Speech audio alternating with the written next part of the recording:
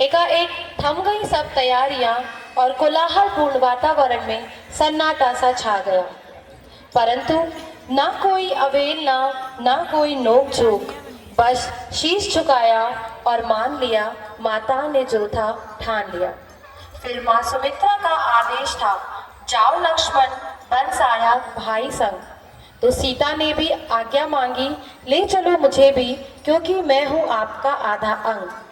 तो वहीं श्री राम की चिंता थी, अवश्य ही निहित है मेरा कोई हित वहां, अन्यथा मात पिता संग होता मैं भी यहाँ, अन्यथा मात पिता संग होता मैं भी यहाँ।